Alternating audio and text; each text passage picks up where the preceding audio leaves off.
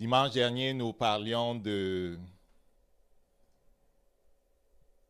la fin des temps. On a commencé à parler de la fin des temps, de la révélation que Jésus-Christ a faite à la première Église et de comment la connaissance de qui est Jésus leur a permis de passer à travers. Nous allons continuer ce matin sur le même sujet parce que l'Église des derniers temps se trouve exactement à la même place que se sont trouvés nos aînés dans le passé, c'est-à-dire à la place qui précède le retour du Seigneur, la place qui précède comme, quand il dit le retour du Seigneur, je veux parler d'une action majeure qu'il va faire, qu'il veut faire. Et chaque fois, c'était des jugements qui venaient sur le monde.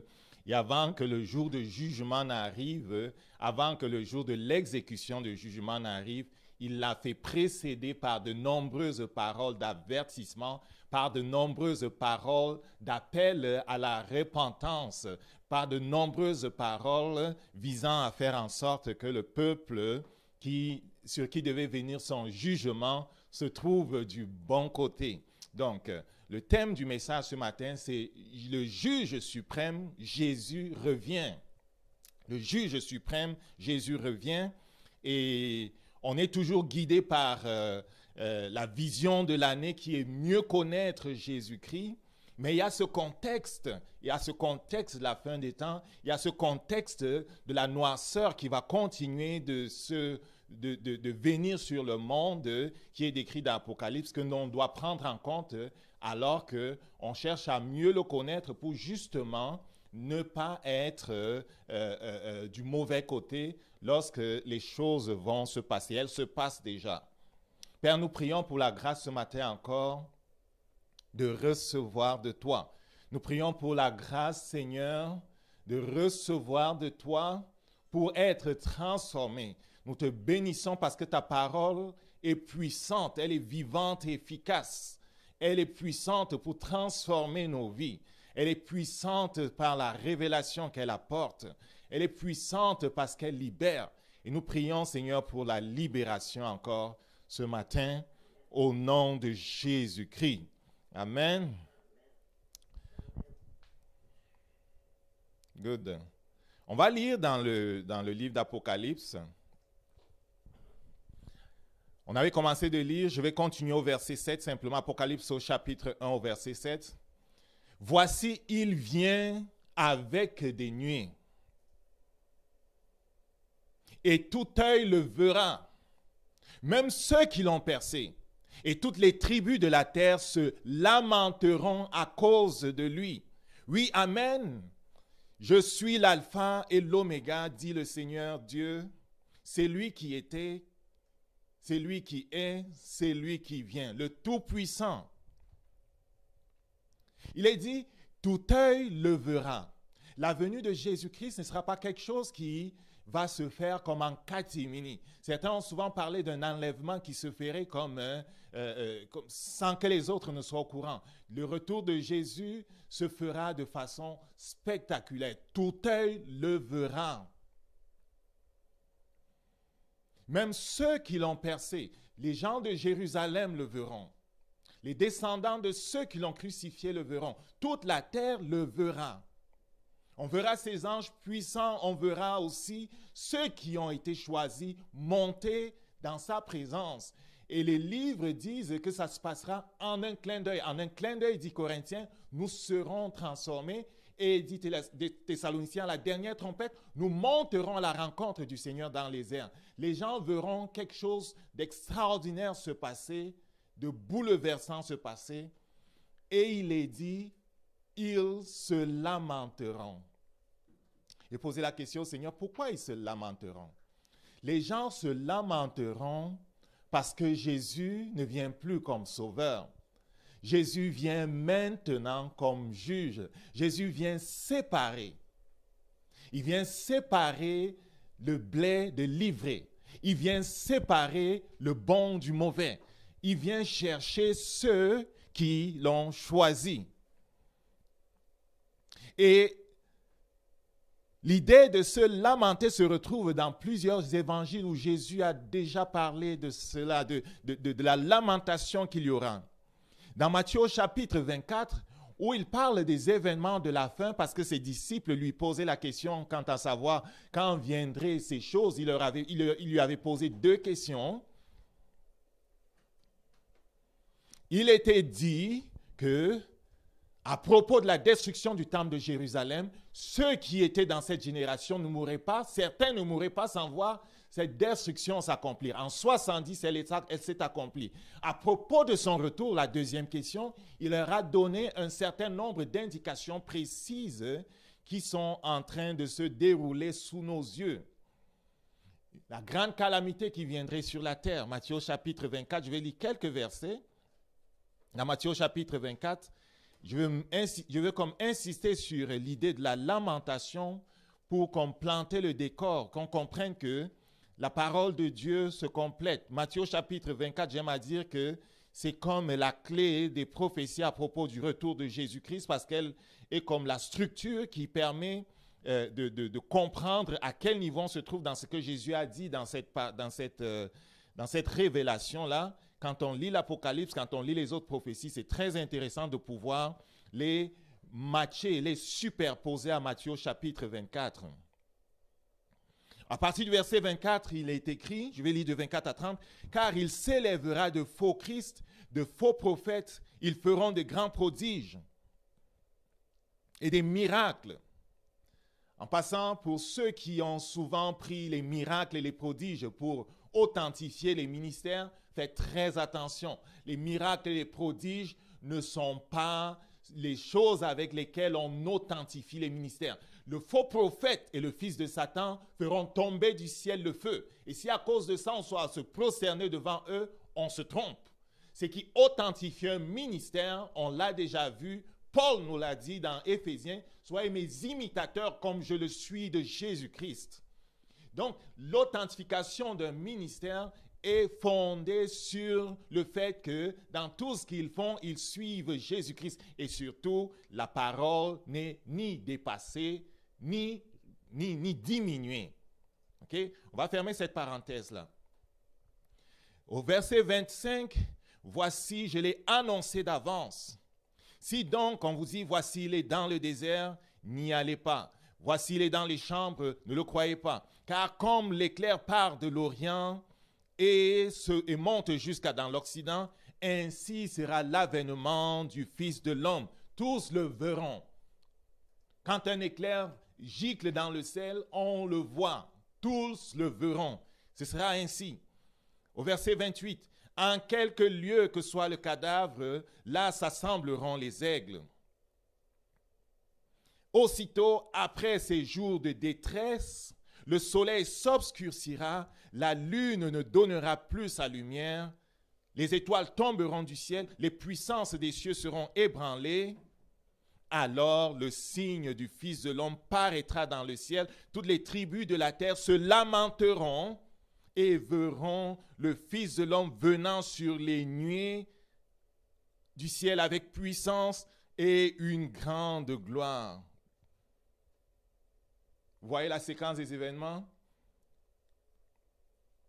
Le soleil s'obscurcira et après le début des tribulations, et que le soleil s'obscurcira, on verra Jésus venir. Et les gens se lamenteront parce qu'il y aura une séparation.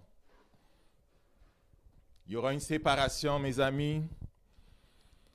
Il y aura une séparation parce que ce n'est pas tous qui participeront au banquet qui est organisé, la célébration du mariage de Jésus avec son Église. Matthieu 25, Jésus a encore parlé des lamentations à propos des vierges sages et des vierges folles. Lorsque le Fils de l'homme viendra dans sa gloire avec tous ses anges, il s'assiera sur son trône de gloire et puis il séparera le bon du mauvais. Ça, c'est après avoir parlé des vierges folles. Les vierges folles se lamentent parce qu'elles sont fermées au dehors. C'est le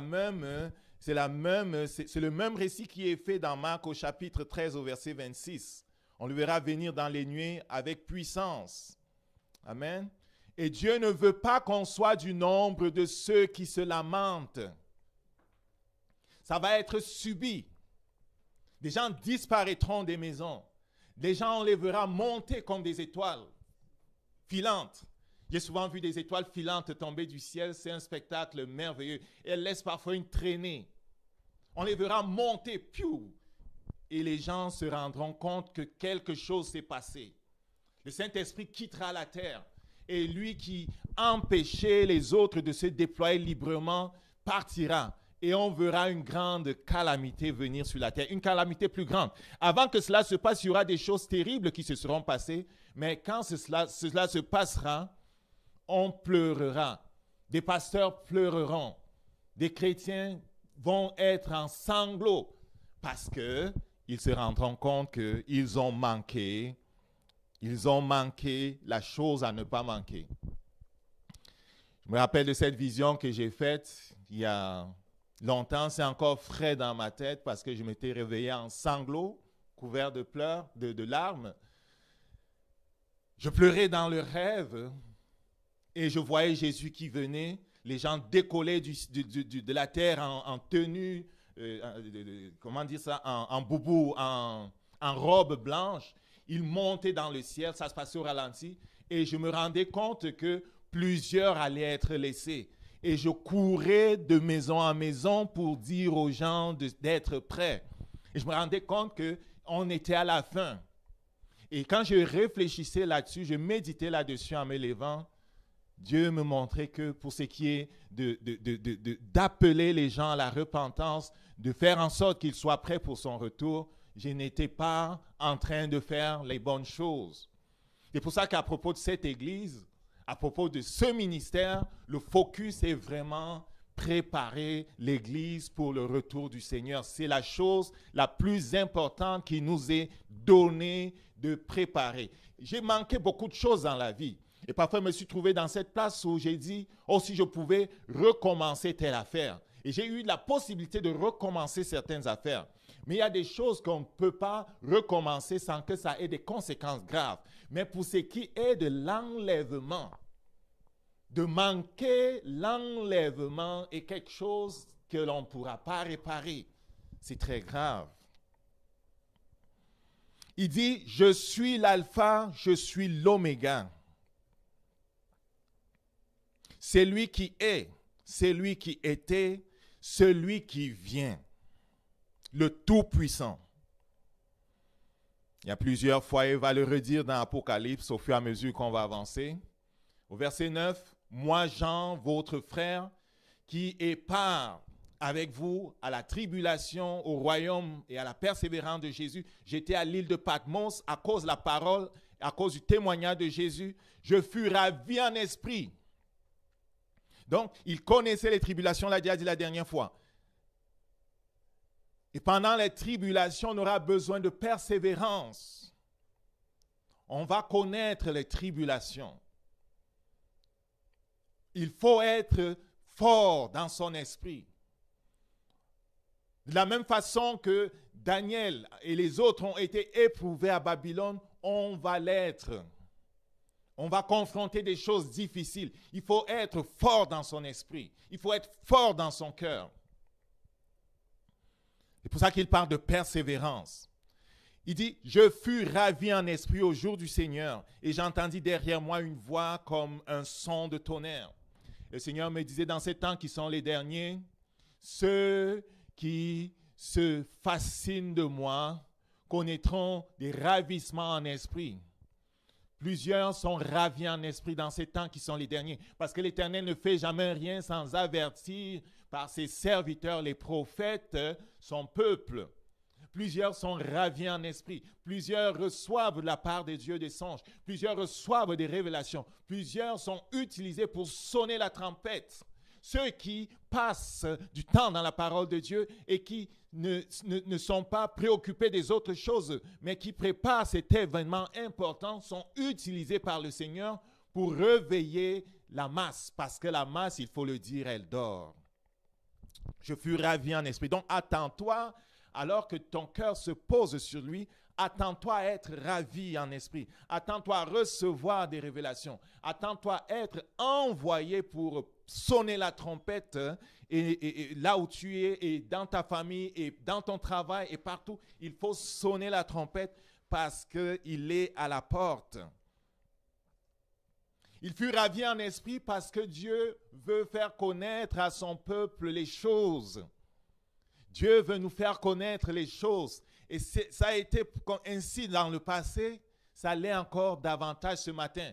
Et la parole qui est proclamée participe de ce que Dieu ne veut pas que nous soyons ignorants des choses de Dieu. Ce que tu vois, écris-le dans un livre. Envoie-le aux 7 églises. Il y avait 7 églises en Asie. Il y avait Éphèse, Smyrne, Pergame, Thyatire, Sardes, Philadelphie, Laodicée. Je me retournai pour connaître quelle était la voix qui me parlait. Après m'être retourné, je vis 7 chandeliers d'or. Donc Jésus-Christ, qui sait que son peuple passe à travers les tribulations, envoie des messages précis à chaque église. Et comme on va le voir, les messages, oui, étaient pour des églises qui existaient à ce moment-là sur la terre. Les églises dans l'Asie, ces églises existaient vraiment. Mais à travers l'étude que l'on va faire plus tard, on verra que ces messages sont aussi pour nous. Parce qu'il s'adresse à ces églises, mais il s'adresse aussi à l'église des derniers temps, qui se trouve un peu à la place où s'est trouvées ces églises-là. Ils étaient au milieu des tribulations. Ils ont connu une tribulation, ils ont connu une persécution. Nous sommes tranquillement en train d'entrer, nous aussi, dans les tribulations. Souviens-toi, à Jean, l'ancien des jours pose la question d'où vient cette grande foule. Il dit, c'est toi qui le sais, mon Seigneur. Et le Seigneur de répondre, ils viennent de la grande tribulation. Ils ont lavé leurs vêtements dans le sang de l'agneau.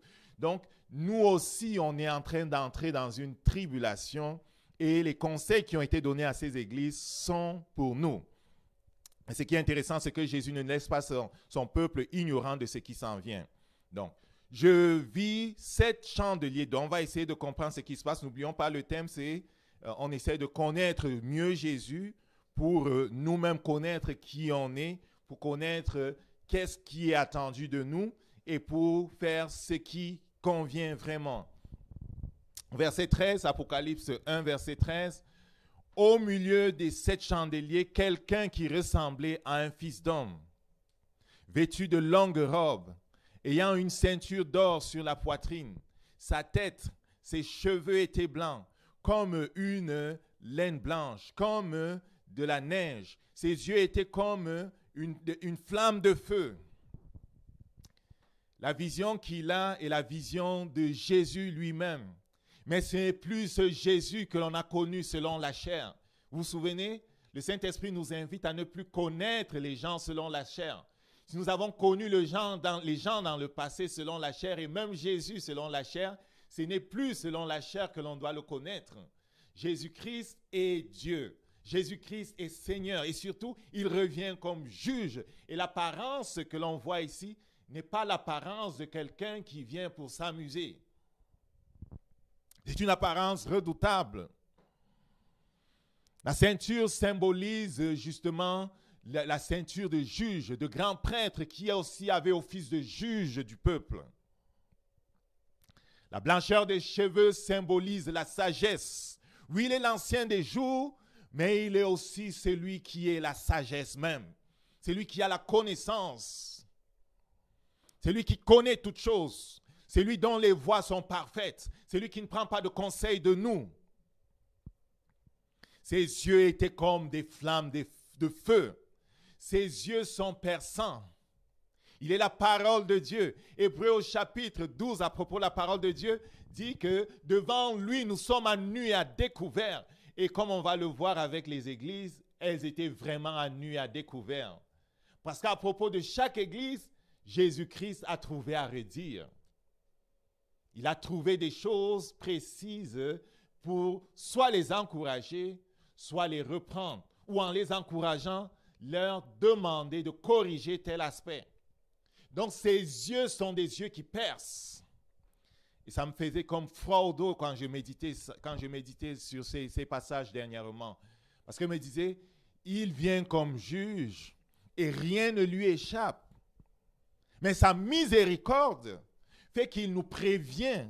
Il nous dit comment nous être prêts. Il nous dit comment passer le test. Parce que tous vont être pesés. Tous vont être screenés. Il va nous passer à la loupe. Si nous sommes remplis du monde, on ne pourra pas monter. Ils vont nous scanner.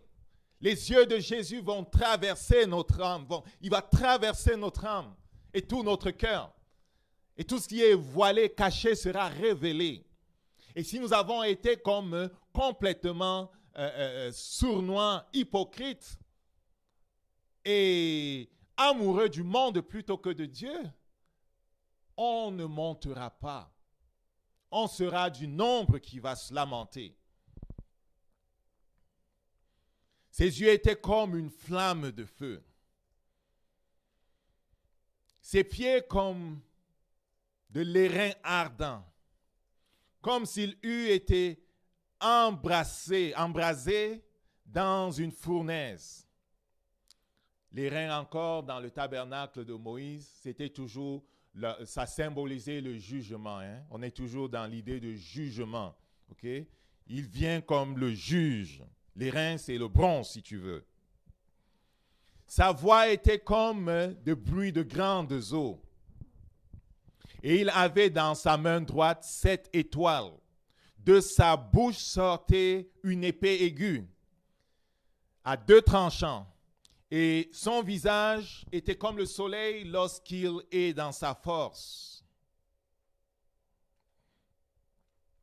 Quand je le vis, je tombais sur mes pieds, je tombais à ses pieds comme mort. Il posa sa main sur moi en disant, « Ne crains point, je suis le premier et le dernier, et le vivant. J'étais mort et voici, je suis vivant au siècle des siècles. Je tiens les clés de la mort et du séjour des morts. » Jésus-Christ règne. Jésus-Christ veut qu'on comprenne qu'il règne. Il lui a demandé d'écrire toutes ces choses pour qu'on ait la bonne image de celui qui vient, du juge qui vient. Il domine sur tout. L'enfer, il domine sur l'enfer. Les clés du séjour des morts, il tient cette clé. Satan ne peut pas faire entrer là-bas quelqu'un sans sa permission. Et il peut faire sortir de là qui il veut. Beaucoup de gens vivent sur la terre, mais leurs âmes sont déjà enchaînées dans des prisons des âmes, dans des prisons de la chair, dans des prisons de l'esprit, en enfer, bien qu'ils sont sur la terre. Jésus-Christ a le pouvoir d'ouvrir les portes de ces prisons. La repentance, comme on va le voir, parce qu'il appelle toutes ces églises à la repentance donne à Jésus toute l'égalité pour agir sans se faire accuser par les autres. S'il nous appelle ses brebis, l'autre aussi appelle ceux qui ont choisi de vivre selon ses voies, ses brebis. Ça se passe un peu comme Jacob discutait les brebis avec son père Laban. Ah, telle brebis c'est pour moi, telle brebis c'est pour moi. Et Satan discute les brebis avec le Seigneur.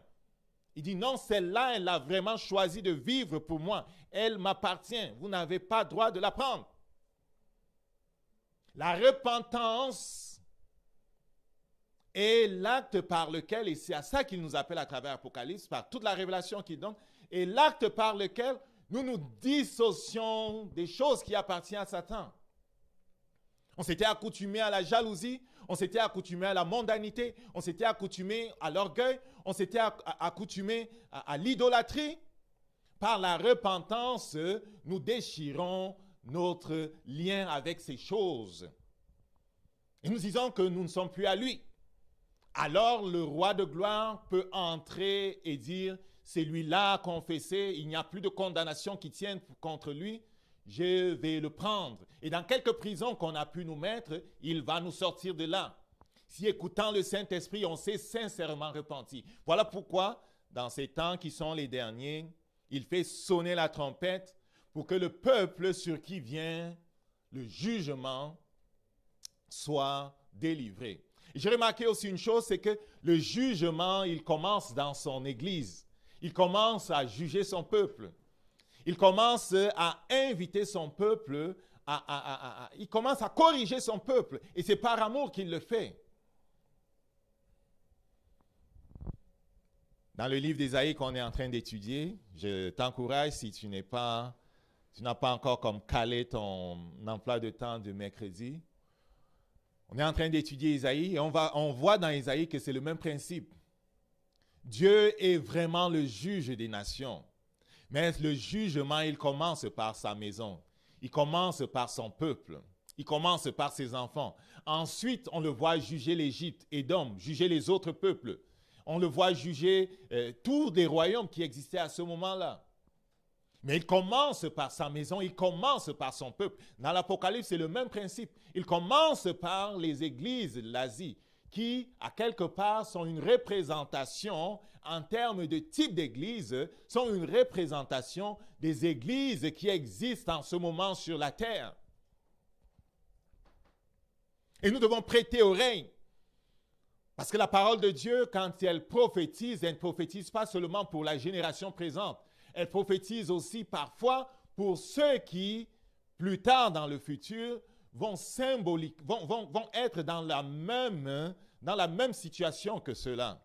Et parfois, il nous a même vus en prophétisant. C'est pour ça que l'Apocalypse s'applique à ceux qui ont vécu au moment où Jean écrivait, mais aussi à nous. Écrit ce qui était, ce qui est, ce qui vient. Et dans toute parole qu'il prononce parfois, ça touche à ce qui était, et ce qui est, et ce qui vient. Et on doit faire attention en lisant. Donc, il tient les clés de la mort et du séjour des morts. Si la mort a fait son œuvre dans ta vie, si tu la vois dominer dans ta maison, dans tes finances, dans ta famille, si tu la vois dominer sous différentes formes, sache que la solution est en Jésus. La solution n'est pas dans ce monde. La solution est en Jésus. La solution n'est pas dans ce monde. Parfois, malheureusement, face aux pressions de la mort, les hommes se sont tournés vers les hommes, oubliant ce principe spirituel qui dit « Maudit soit celui qui a pour soutien la chair ». Comment prendre pour soutien de simples hommes lorsque celui qui t'attaque est Lucifer? Comment prendre pour soutien de simples hommes lorsque celui à qui nous avons affaire n'est pas un homme? Apprends aujourd'hui, mon ami, que le véritable soutien, la véritable délivrance vient de Jésus. Il n'est pas celui qu'on appelle en dernier ressort. Lorsque les médecins et les autres ont dit qu'ils ne sont plus capables, il est celui qu'on appelle en premier ressort. Il est le Jéhovah qui s'est proclamé comme notre gloire, comme notre médecin, comme notre guérisseur, comme notre défenseur. Il est notre tout.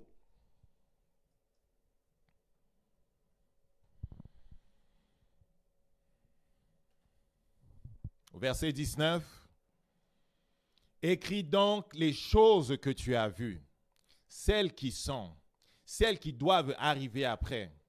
Le mystère des 7 étoiles que tu as vues dans ma main et les 7 chandeliers d'or. » Et j'aime bien comment agit le Saint-Esprit. Il ne laisse pas à l'homme le soin d'interpréter la parole de Dieu. Parfois, l'excuse de plusieurs a été que, à propos de telle affaire, il y a 1000 interprétations. C'est chacun qui l'interprète comme il veut. Le Saint-Esprit nous dit, ce n'est pas chacun qui interprète comme il veut. Chaque fois qu'il a parlé d'une façon, lui-même, il s'est chargé d'interpréter. Et on va le voir ici. Le mystère des 7 étoiles que tu as vu dans ma main droite et les 7 chandeliers d'or. Il dit, les 7 étoiles sont les anges des 7 églises. Il n'y a pas l'affaire d'interpréter comme on veut. C'est les 7 anges de l'église. Dans chaque église qui existe sur la terre, les églises de Dieu bien sûr, il y a des anges. Il y a un ange spécial qui est envoyé dans l'église. De la même façon que nous avons des anges gardiens qui sont comme stationnés dans nos vies pendant le temps de notre affectation sur la terre, ils nous accompagnent partout. De la même façon, lorsque naît un ministère, lorsque naît une œuvre, elle lui est affectée par défaut, un peu pour dire automatiquement, un ange qui veille sur ce ministère. Et au fur et à mesure que ce ministère entre dans différentes dimensions de son appel, d'autres anges particuliers sont affectés à ce ministère-là. Donc ici, ces anges qui sont affectés au ministère sont en fait ceux qui conseillent les surveillants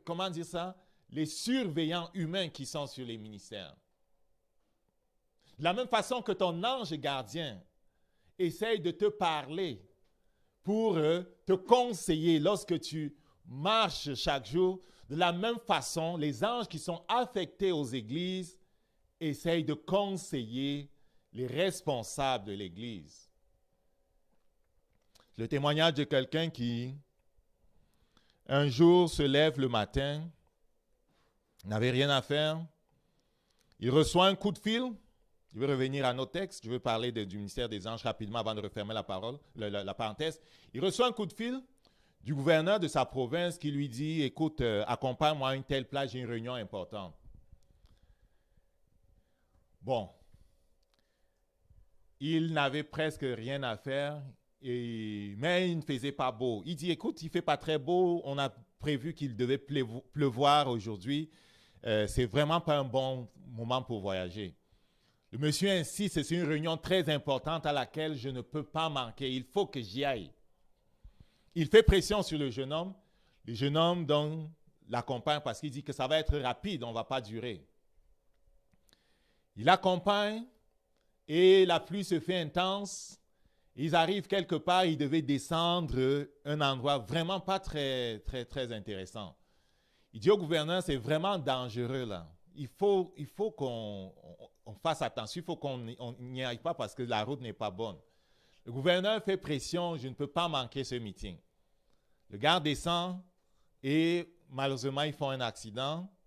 Quand il se retrouve hors de son corps et plus tard, quand Jésus le ramène, son ange gardien lui dit, le matin, lorsque tu hésitais, c'est moi qui étais en train de te prévenir qu'il y avait danger et qu'il ne fallait pas que tu voyages,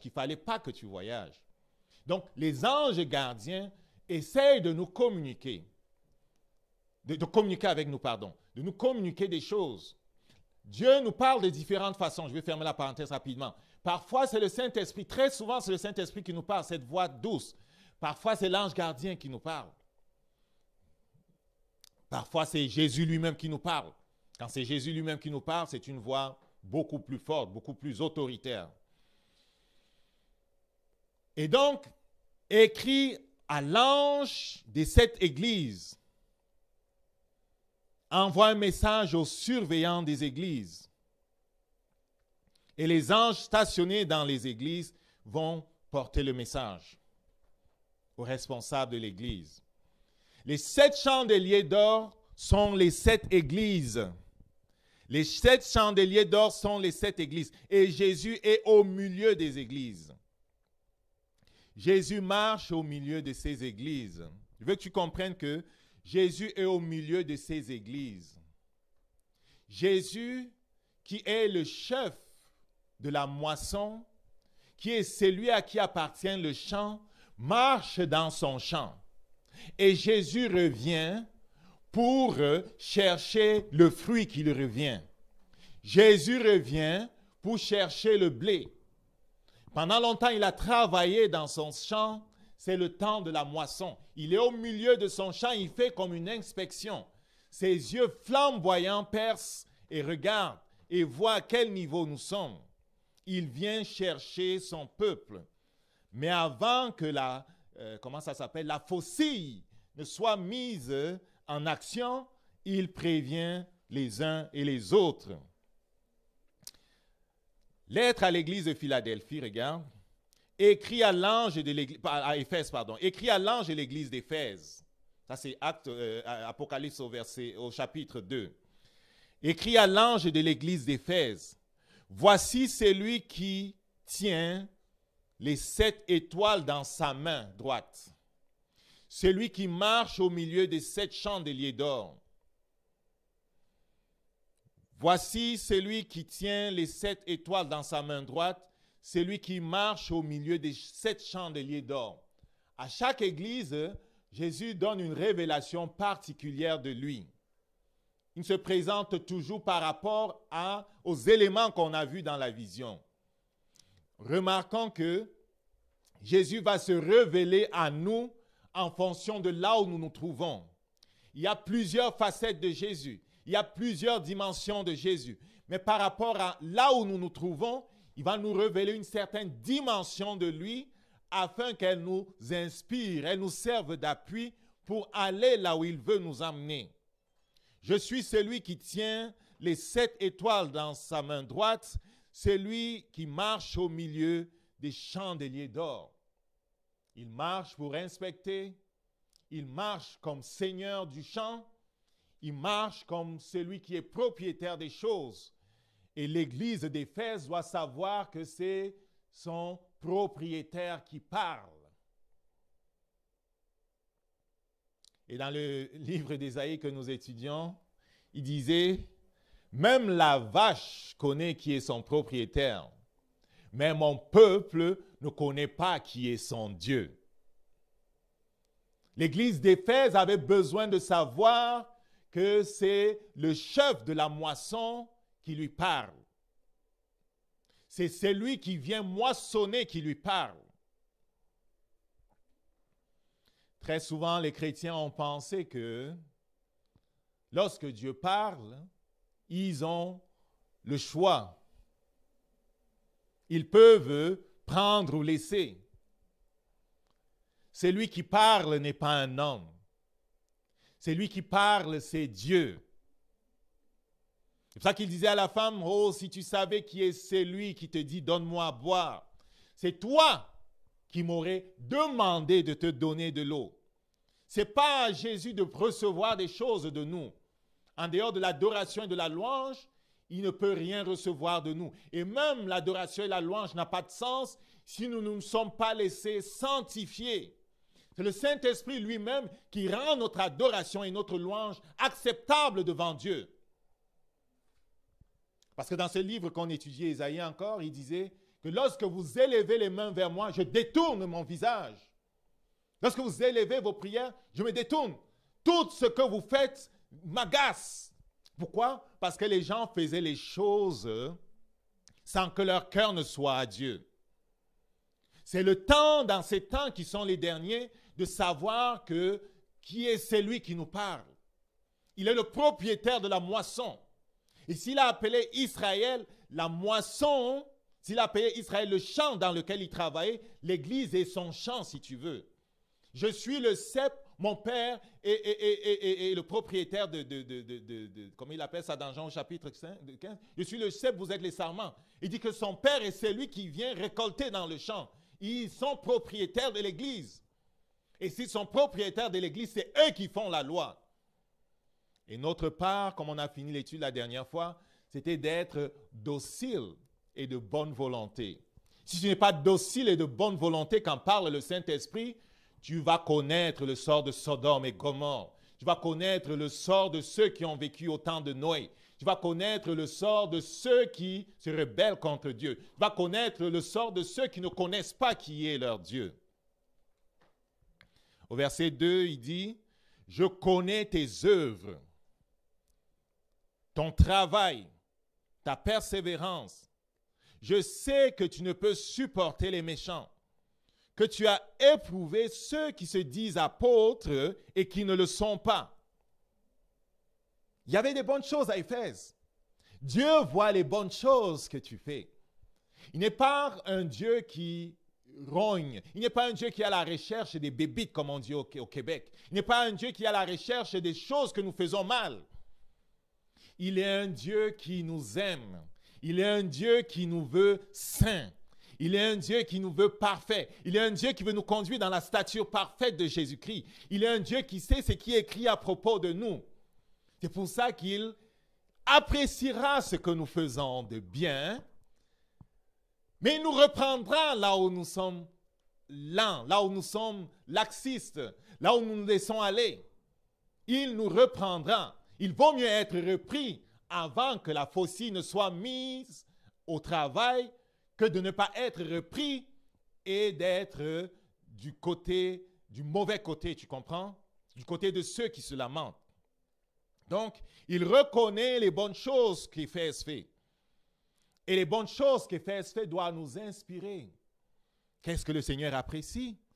Il apprécie que nous ayons le discernement et que nous ne mettons pas à suivre tous ceux qui se disent apôtres, tous ceux qui se disent serviteurs de Dieu, tous ceux qui se disent chrétiens, que nous ne soyons pas innocents pour ce qui est de notre capacité à discerner qui est de Dieu et qui n'est pas de Dieu.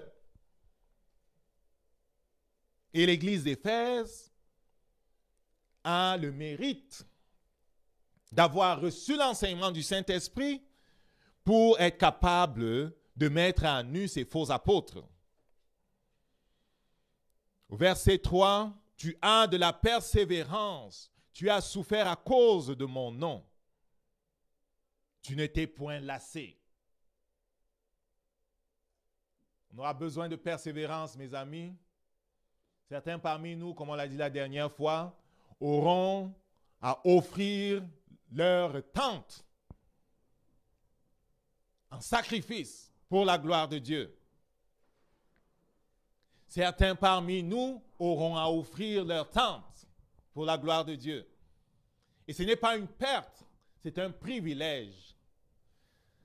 Il est écrit dans les livres des Actes que lorsqu'on avait fouetté Jean et Pierre, ils se réjouissaient d'avoir été jugés dignes de souffrir pour Jésus. C'est un honneur dans le ciel d'être de ceux qui ont été choisis pour souffrir pour Jésus.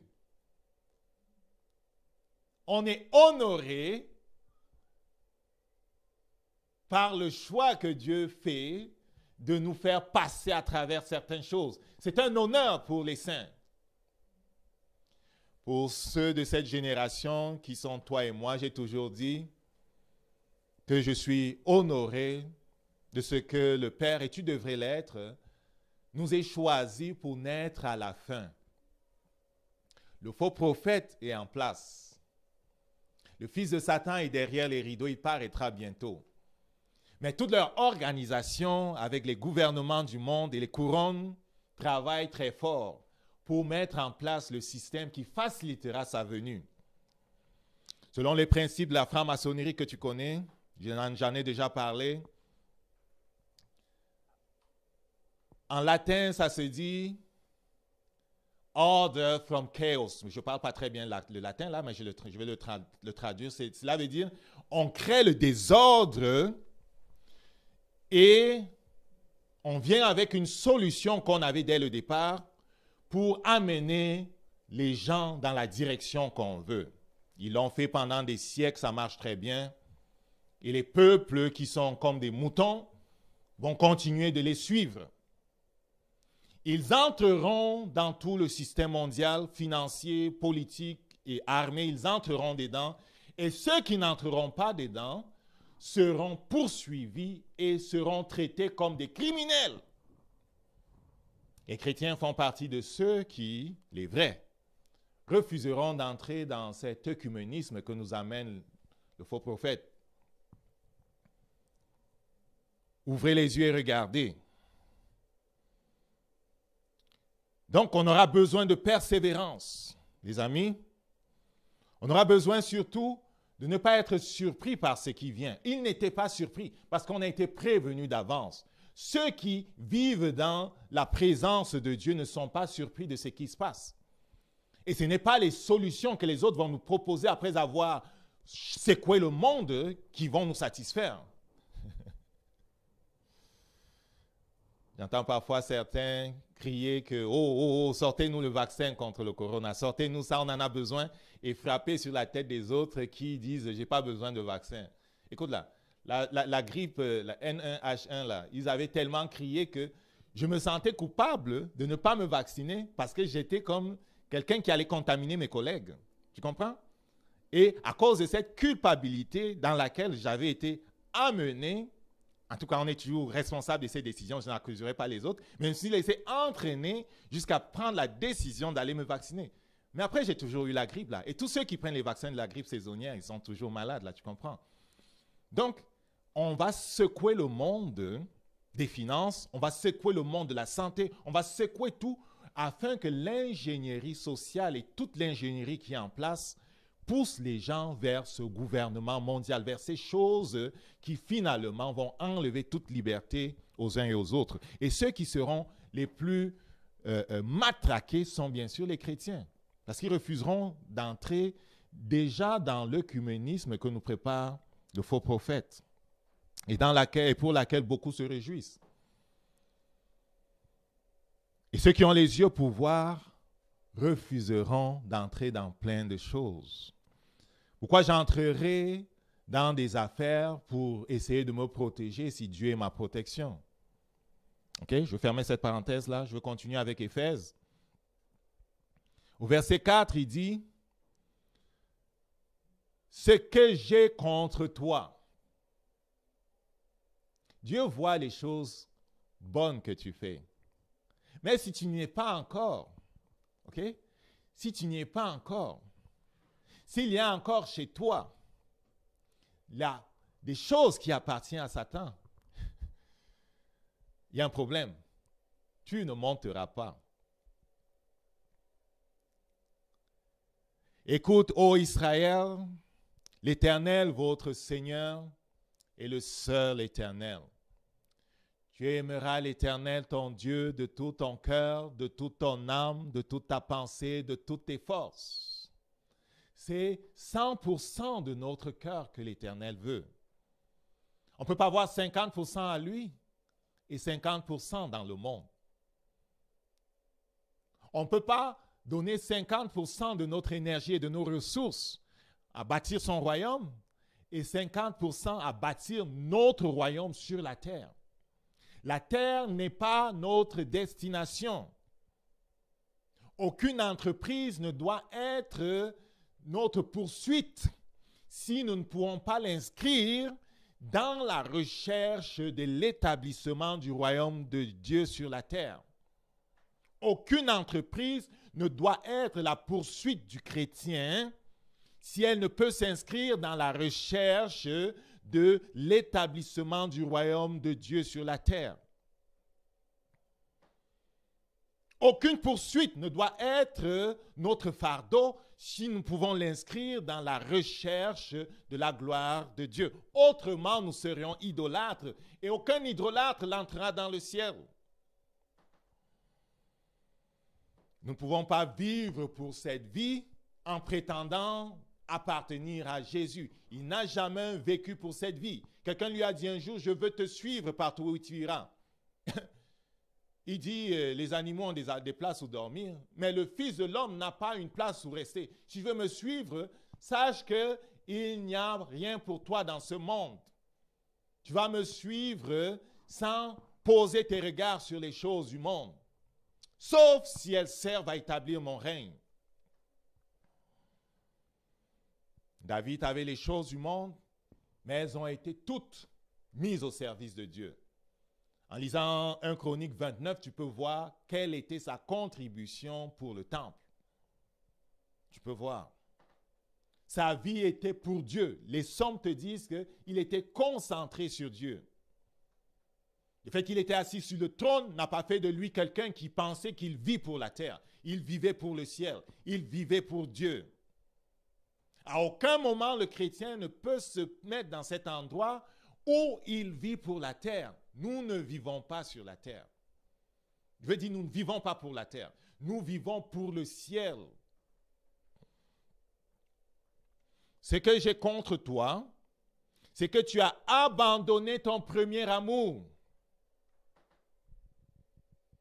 Éphèse est cette église glorieuse, l'épître d'Éphèse. Quand on lit l'épître d'Éphèse, c'est un épître extraordinaire. L'église d'Éphèse est une église vraiment spirituellement mature, beaucoup plus que Corinthe.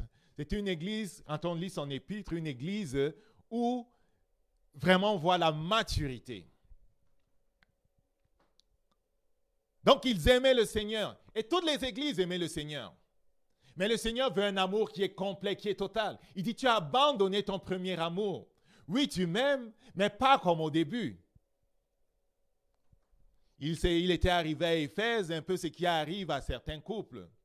C'est pour ça que certains disent, oui, réjouis-toi bien, c'est comment ils appellent ça? C'est la lune des noces.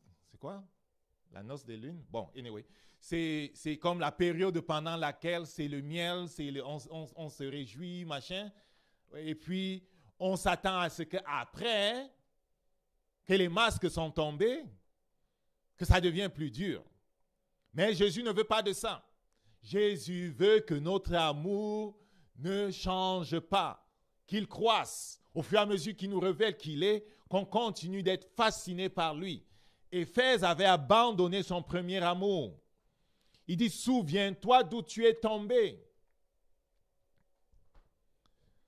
Les lettres aux 7 églises sont des lettres à des églises qui existaient au moment où Jean écrit. Mais elles représentent, dans ces temps qui sont les derniers, alors que nous nous trouvons à la place où ils ont été, elles représentent en termes de typologie les églises qui existent sur la terre, les chrétiens qui existent sur la terre. Et donc, ce que Jésus dit à chacune d'elles nous intéresse, doit être utilisé comme un gabarit pour vérifier où est-ce que nous en sommes, une jauge pour savoir où est-ce que nous en sommes. Parce qu'elle nous révèle ce qui est important pour Jésus. Où en es-tu avec ton intimité avec Jésus? Est-ce que tu as perdu la passion pour Jésus? Tu travailles pour lui, oui, tu fais certaines choses pour lui. Mais est-ce qu'il n'est plus, c'est lui qui te fascine comme il te fascinait au début? Est-ce que tu n'as plus, sa parole n'a plus de fascination pour toi? Tu ne sais plus où se trouve ta Bible? La communion des frères, comme au début, n'est plus quelque chose que tu apprécies? Jésus dit, souviens-toi d'où est-ce que tu es tombé. Et même si on a fait du surplace pour ce qui est de la vie spirituelle, je me suis rendu compte, parce qu'il nous amène de gloire en gloire, si on a fait du surplace pendant trop longtemps, c'est qu'il se peut qu'on n'ait pas vu le Saint-Esprit se déplacer. Parce que s'il nous amène de gloire en gloire, on ne fera pas du surplace tout le temps. On sera dans un temps pour une saison et il nous amènera à un autre niveau pour l'autre saison. Et c'est quand il a levé le camp pour aller à l'autre niveau, par la révélation qu'il a apportée, on a rejeté la révélation, c'est sûr, on sera sur place. Donc, Éphèse n'était pas sur place, elle est tombée. Que le Saint-Esprit nous aide à comprendre où est-ce que nous sommes. Est-ce que nous sommes sur place? Est-ce que nous sommes tombés? Le remède est le même. Répands-toi. Le juge suprême Jésus-Christ revient. Avant que la faucille ne soit mise en marche, avant que les 4 anges puissants qui iront aux 4 coins de la terre pour ramasser ce qui appartient à Jésus ne soient mis en route, il nous demande de remplir les critères de ceux qui seront pris. Il est juge, il ne renoncera pas à sa sainteté, il est lié par sa parole, il ne peut pas la briser, mais sa compassion envoie en avance le Saint-Esprit pour nous dire comment nous mettre en ordre avec lui. Oui, nous nous préparons à rencontrer notre Dieu, mais il nous a envoyé le Saint-Esprit pour nous préparer, pour que nous ne soyons pas confus. Répands-toi. C'est un beau terme qui veut dire change de direction. C'est un beau terme qui veut dire arrête de suivre tes propres voies. C'est un terme qui veut dire fais demi-tour, entre dans la façon de faire de Dieu. Abandonne tes voies. Il dit pratique tes premières œuvres, sinon je viendrai à toi et j'ôterai ton chandelier de sa place, à moins que tu ne te repentes. Il parlait à l'Église. Le chandelier représente l'Église. Si tu ne te repens pas, Église d'Éphèse, je te démettrai de ta position de lumière de Jésus-Christ là où tu es. J'enlèverai ton étoile. Je fermerai cette église-là. Ce sont des paroles dures. Et j'ai noté ici où est la miséricorde. Et quand j'ai noté où est la miséricorde, alors que j'étais en train d'étudier ces textes, parce que ça me faisait froid au dos de voir que l'ascension tout le temps était comme difficile. Le Saint-Esprit, au moment où j'écrivais, il dit la miséricorde est dans le fait qu'il prévient en avance. La miséricorde est dans le fait qu'il dit en avance. Même au temps du déluge, pendant 120 ans, la miséricorde de Dieu a été manifestée. À partir du moment où Noé a commencé à fabriquer cette arche, cette arche, c'était l'arche, n'est-ce pas? Cette arche, il l'a proclamée. Il a appelé les hommes à la repentance. La miséricorde de Dieu est manifestée par les trompettes qu'il fait sonner. Malheureusement, notre chair n'aime pas le bruit de ces trompettes parce que elles viennent pour dire à la chair, ton œuvre ne peut pas se poursuivre. C'est par l'esprit que cet homme doit vivre. Et donc, si on a été habitué à vivre d'une certaine façon, si on a été habitué à un certain évangile, si on a été habitué à une certaine façon de voir les choses, la lumière qui vient dérange. On ne veut pas changer. Mais c'est un piège, mon ami, n'écoute pas ta chair. N'écoute pas ta chair. Repens-toi, pratique les premières œuvres, sinon je viendrai à toi, j'ôterai ton chandelier de sa place. Pour toi, chrétien, ça veut dire, je te démettrai de ta position de disciple de Jésus. Ça, c'est grave.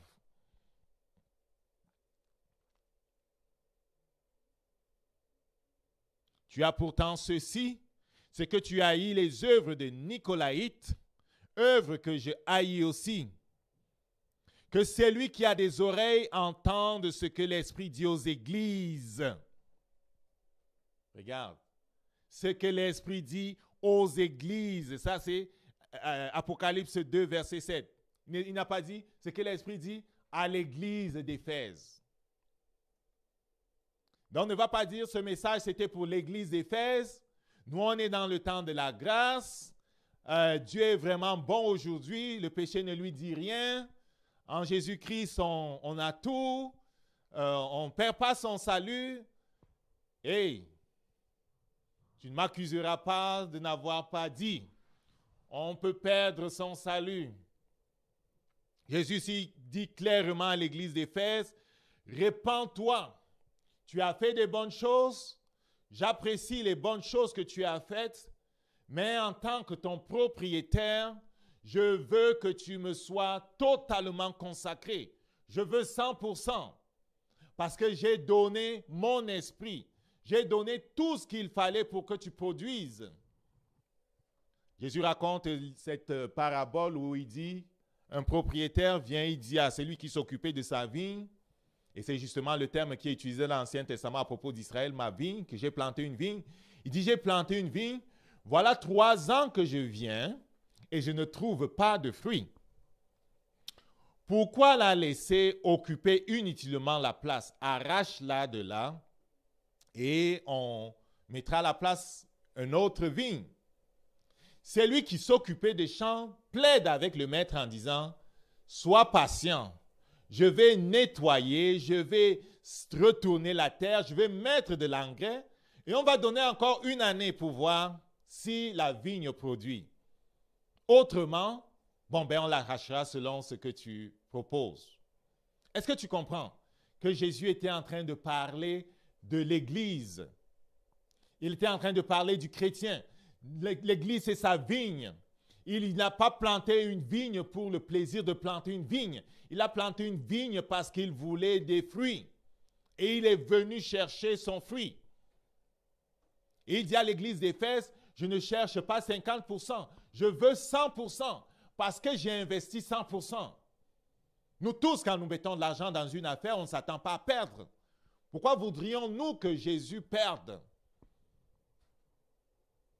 Avant que tu ne partes, avant que ton esprit ne parte de cette place spéciale au ciel où les esprits partent pour entrer dans les tentes, dans les corps des personnes sur la terre, avant même la fondation du monde, il avait déjà écrit des choses se concernant. Il avait planifié que tu produises 100%.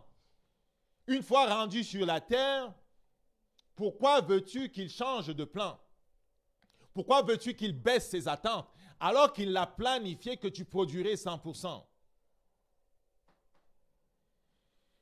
Jésus ne baissera pas ses attentes parce qu'il a investi 100%. Il a donné son esprit. Il a donné sa vie. Il n'attendra pas moins que le 100%. Donc, il apprécie ce que nous faisons, mais ses yeux ne peuvent s'empêcher de voir. Souviens-toi, des yeux comme des flammes de feu. Ces yeux qui sont comme des flammes de feu.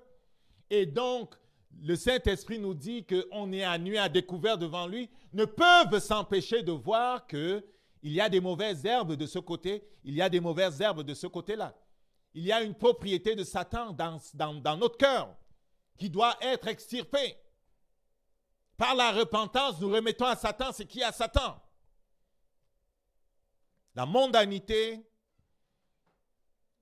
l'idolâtrie et toutes les autres choses, les œuvres de la chair.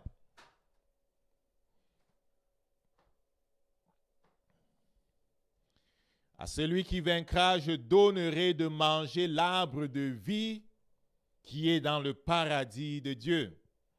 C'est lui qui vaincra quoi? C'est lui qui vaincra l'oppression qui vient sur l'Église. L'Église a été persécutée. Quelques-uns se sont retirés. Et dans le livre d'Hébreux, il dit, mon âme ne prend pas plaisir à ceux qui se sont retirés. Tout le livre d'Hébreux, c'était pour encourager les gens à ne pas se retirer. L'Église a été persécutée. C'était pour les encourager à ne pas se retirer, mais à regarder la promesse et à comprendre que Jésus, le souverain sacrificateur de la nouvelle alliance, était supérieur aux autres. On leur donnait des raisons de ne pas se retirer.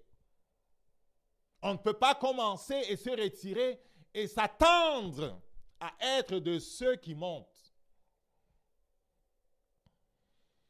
On ne sera pas de ceux qui montent si on a préféré fermer les oreilles lorsque parlait le Saint-Esprit et continuer de faire nos propres affaires.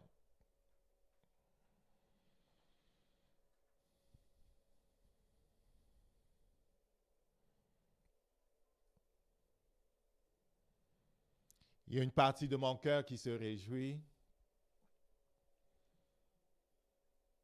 mais il y a comme une partie de mon cœur qui est en pleurs. Parfois, Dieu m'a fait ressentir ce qu'il ressent. Je me souviens une fois, c'était à Strasbourg, on priait avant le début de l'Église, il m'avait fait ressentir sa tristesse. Et j'avais comme pleuré beaucoup parce qu'il m'avait fait sentir sa tristesse. Sa tristesse, pourquoi? Parce que, oui, Dieu se réjouit de ceux qui, comme Marie, se laissent fasciner par lui. Mais une partie du cœur de Dieu ne peut s'empêcher de pleurer à la vue de tous ceux-là qui se ferment continuellement à son appel. Et ils sont nombreux, ces hommes et ces femmes, qui, entendant claironner les trompettes de l'appel à la sainteté, à la sanctification, ont ignoré ces trompettes. Et le cœur de Dieu est en pleurs parce que même avant le retour de Jésus, qui sera visible par tous, pour quelques-uns parmi nous, et je souhaite que ce ne soit pas avant le temps fixé, Jésus viendra. Lorsque nous quittons nos tentes, c'est que notre temps est fini. Et à quelque part, on est récolté par ceux à qui on appartient. Et cette tristesse, elle est comme constante. En même temps, je me réjouis du privilège d'être dans les derniers temps et de pouvoir voir les choses se dérouler. Mais en même temps, il y a cette tristesse. Parce que la majorité ne comprend pas. La majorité continue de vivre comme si Dieu n'avait pas parlé. Pourtant, il dit à plusieurs endroits, car la voix de l'Éternel a parlé. C'est pour nous avertir que quand la voix de l'Éternel a parlé, c'est qu'elle a proclamé sera accompli. Pendant 120 ans, Noé a été pour le peuple qui le regardait un message d'appel à la repentance. Et lorsqu'il avait fini de bâtir l'arche et qu'il a fait rentrer les couples d'animaux, toute la sélection d'animaux que le Père lui avait demandé de faire rentrer, il a fait rentrer sa famille. Des gens auraient pu venir entrer avec lui. Ce n'était pas une arche bâtie pour Noé tout seul. Sauf ils avaient ignoré son message, ils se moquaient de lui parce qu'ils n'avaient jamais vu tomber la pluie de façon super abondante au point de créer un déluge. Mais les anges déchus savaient que la pluie viendrait. Ceux dont les fils devaient être tués savaient que la condamnation de Dieu venait. Des livres historiques comme ceux d'Enoch nous permettent de comprendre le contexte de ce qui s'est passé autour de Genèse 6. Et quand le déluge est venu, après qu'il eut fermé et scellé la porte, on n'a pas ouvert la porte à ceux qui frappaient. Donc, mon cœur se réjouit, mais mon cœur est triste d'un autre côté, parce que malheureusement, beaucoup, ignorant l'appel à la sainteté, à la repentance, seront arrachés. Nous ne voulons pas être de ce nombre-là. Nous allons prier, chacun pour sa part.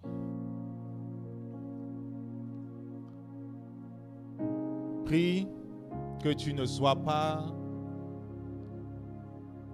de ceux qui ignorent les appels du Saint-Esprit.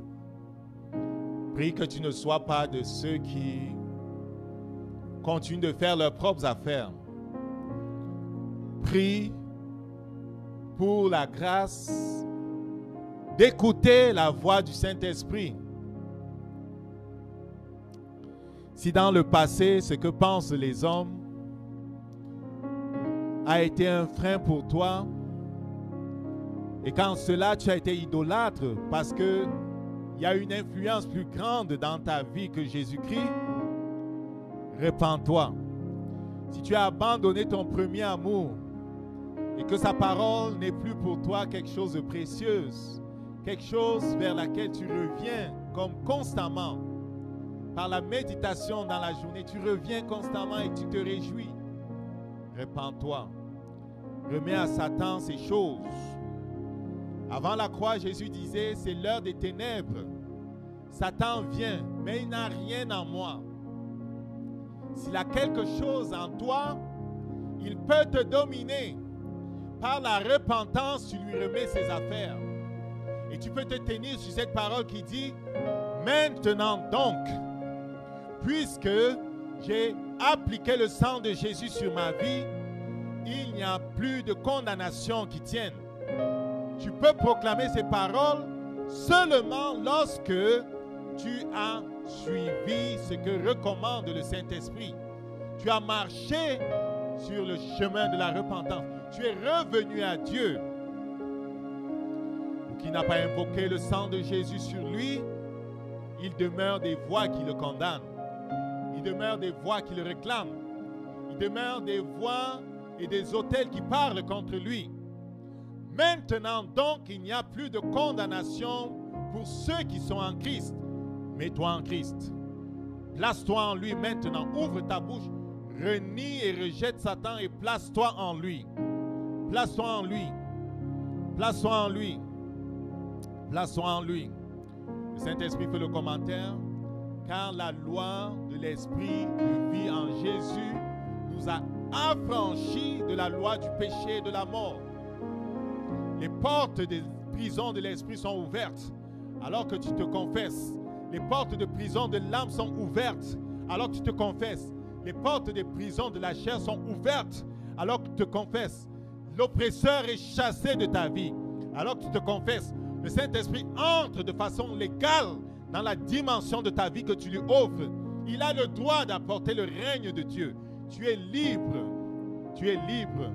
Père, nous te bénissons pour la liberté qui vient. Te bénissons pour la liberté que tu donnes. Par la puissance du Saint-Esprit au nom de Jésus, je détruis les œuvres du diable. Je renverse ses autels. Je renverse les choses qui liaient. Je renverse les choses qui empêchaient la progression de ton peuple. J'enlève le fardeau des épaules. Je donne la liberté au nom de Jésus. Reçois la liberté. Reçois la liberté au nom de Jésus. Reçois la liberté au nom de Jésus. Là où tes yeux étaient fermés, tes yeux s'ouvrent. Tes yeux s'ouvrent. Là où ta langue était liée, ta langue se délie. Ta langue se délie. Là où l'esprit de peur, l'esprit d'intimidation t'avait emprisonné, la liberté vient. La liberté vient. La justice de Dieu dont tu es de plus en plus conscient te donne la force, te donne l'audace. Et tu marches comme un fils. Tu marches comme un fils. Tu marches comme un fils. Père, nous te bénissons. Te confions notre semaine. Nous prions pour la grâce au notre Dieu de marcher avec toi. Nous prions pour la grâce de faire sonner la trompette. Nous prions pour la grâce de ne pas nous taire. Nos frères ont besoin d'entendre que tu reviens. Nos parents ont besoin d'entendre que tu reviens. Nos collègues ont besoin d'entendre que tu reviens. Nos voisins ont besoin d'entendre que tu reviens.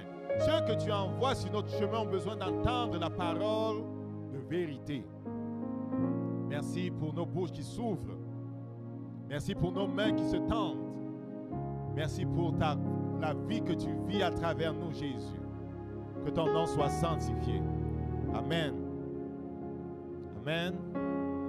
On va continuer avec Apocalypse la prochaine fois. On va regarder à ces choses que le Seigneur nous présente comme importantes afin qu'on s'allie de plus en plus avec lui. Et on va aller plus loin pour regarder les prophéties qui parlent de ce temps. Amen. C'est important de nous souvenir de ce qu'il a dit concernant ce temps. Les acteurs dans ce temps, c'est bien de savoir qui ils sont. C'est bien de savoir qu'est-ce qui vient. C'est bien de savoir qu'est-ce qui est recommandé de faire. Que la paix soit avec toi. Au nom de Jésus. Amen.